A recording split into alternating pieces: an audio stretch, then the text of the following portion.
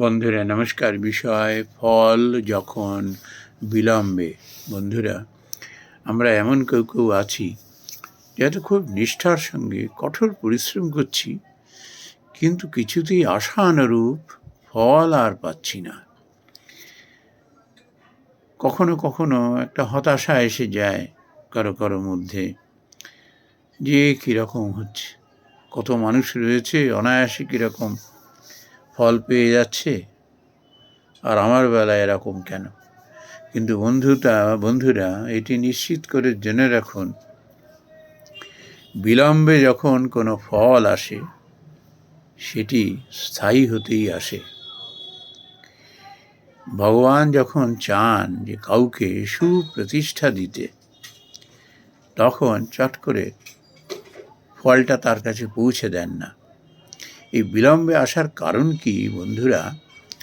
আমরা বহু মানুষ তো এরকম আছি যে সঙ্গে সঙ্গে ফল পেয়ে যাই, বেশ সুখের খবর, আনন্দের খবর চলে আসে, কিন্তু বন্ধুরা তার মধ্যে একটু ভেজাল ঢুকে যায়। কীরকম? আমরা ওই ক্ষণিকের সুখে, আনন্দের খবরে, ফলে এমনভাবে আসক্ত হয়ে পড়ি না, তখন আমাদের ভেতরের গভীর চিন্তাভাবনাগুলো বিলুপ্ত হয়ে যায়। আমরা ওই সাময়িক সুখের পেছনে, আনন্দের পেছনে দৌড়তে গিয়ে আসল জিনিসের সন্ধান করতে ভুলে যাই। নিজেদের মধ্যে অহংকার চলে আসে, নিজেদের মধ্যে একটা আত্মতৃপ্তি চলে আসে, আর এটি হলো ওই ফলকে স্থায়ী হতে দেয় না, অচিরেই নিজেকে শূন্য করে ফেলে।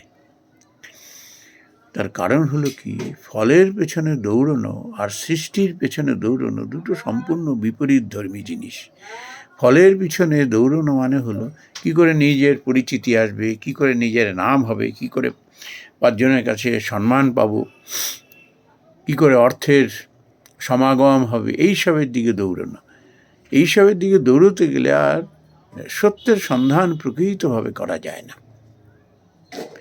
দেখবেন বহু মানুষ এরকম, আমরা পারফর্মিং আর্টসে দেখি, আরে রেকর্ড তৈরি করে ফেলে, এত গান লিখেছে, এত বই লিখেছে, এত অমুক লিখেছে, এত তমুক করেছে, কিন্তু কোনটি শেষ পর্যন্ত যে স্থায়ী হয় সে হয়তো নিজেও খোঁজ করে পায় না। আবার কেউ কেউ আছে জীবনে একটি মাত্র জিনিস, সারা জীবনের কঠোর পরিশ্রম দিয়ে একটি জিনিস সৃষ্টি করে গেছেন, অমর হয়ে রয়েছে। যে হাতের কাছে একটা উদাহরণ দিয়ে দিই চট করে, মাস্টারমশাই শ্রী রামকৃষ্ণ কথামৃত। তিনি তো কোনো বইটই লিখেছেন বলে আমরা জানি না। একটা ডায়েরি মেনটেন করতেন, ঠাকুরের পার্ষদদের সঙ্গে তিনিও থাকতেন, ঠাকুর যা যা বলতেন সেগুলি লিপিবদ্ধ করতেন। তারপর আজকে শ্রী শ্রী রামকৃষ্ণ কথামৃত হিসেবে আমাদের প্রতিদিনের এক পরম সম্পদ সঙ্গী হয়ে রয়েছে। ভারতবর্ষে প্রায় অধিকাংশ ভাষায় যার অনুবাদ হয়েছে, বলতে গেলে বাড়ি বাড়ি এই বইটির সন্ধান মেলে।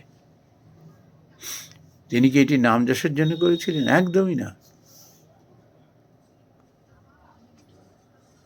তিনি এটি করেছিলেন, ভেবেছিলেন যে এটি মানুষের কাছে যদি পৌঁছে দেওয়া যায়, একদিন মানুষ শান্তির সন্ধান পাবে এটিকে কেন্দ্র করে। সৃষ্টি, যারা সৃষ্টির জন্য কিছু করেন, যারা নাম যশ অর্থ পরিচিতির দিকে না দৌড়ান, তাদের সৃষ্টি এইভাবে অমর হয়ে যান। এই রাস্তাটা খুবই কঠিন।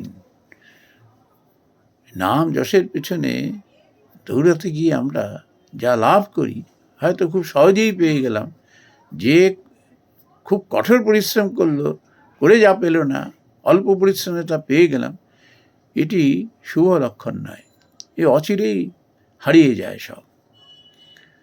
কত মানুষই, রজনীকান্ত সেনের কথা বলি, কটি গান জীবনে রচনা করেছেন বলুন তো দেখি?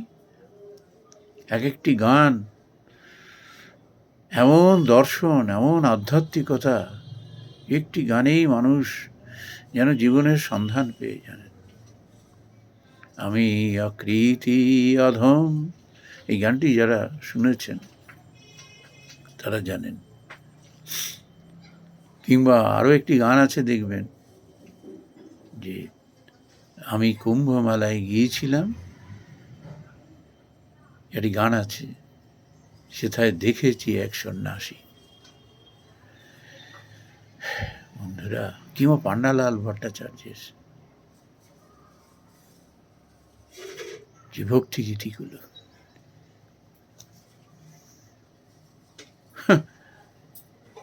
এ গান বেজে চলেছে সেই সৃষ্টিকাল থেকে, কোনোদিনও পুরনো হবে না।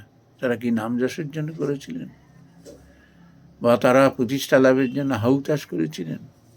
সৃষ্টির আনন্দে মেতেছিলেন, সত্যের সন্ধানে মেতেছিলেন। তাই কি ফল এলো না এলো তার দিকে তার খেয়াল ছিল না। খেয়াল ছিল জীবনের সত্যকে কীভাবে তিনি উপলব্ধি করেছেন এবং সেটিকে কি করে মানুষের দরবারে পৌঁছে দেওয়া যায়। ভগবান এই কাজটি করেন। যার দায়িত্ব ভগবান নিয়ে নেন, তার আবার কিসের চিন্তা? এই জন্য যখন কঠোর পরিশ্রমের, নিষ্ঠাযুক্ত পরিশ্রমের ফল যখন দেরিতে আসে, তখন জানতে হবে সেটি ভগবানেরই ইচ্ছা। সে যাতে অহংকার মুক্ত হয়ে যায়, সে যাতে নাম যশ অর্থ প্রতিপত্তির লোভে যেন লালায়িত হয়ে তার সৃষ্টিশক্তিকে যেন নষ্ট না করে ফেলে, এই জন্য তাকে শিক্ষা দেওয়া। আর যত পরিশ্রম করতে থাকে, যত রাস্তা পেরোতে থাকে, তত সে সত্যকে উপলব্ধি করতে থাকে। তখন সে বুঝে যায়, না, আমি সৃষ্টির পেছনে থাকবো, আমার চাই না আমি নাম যশ পরিচিতি, কিচ্ছু চাই না। আমি সৃষ্টি সুখের উল্লাসে আমি থাকতে চাই, প্রকৃত সত্যকে আমি উপলব্ধি করতে চাই, জানতে চাই। এই জন্য মানুষ যারা প্রকৃত সৃষ্টির পেছনে দৌড়তে থাকেন, তারা কিন্তু কখনো ওই কখন প্রতিষ্ঠা এলো, কিভাবে এলো, ওই নিয়ে ভাবেন না। তারা সৃষ্টির পেছনেই থাকেন। নমস্কার বন্ধুরা।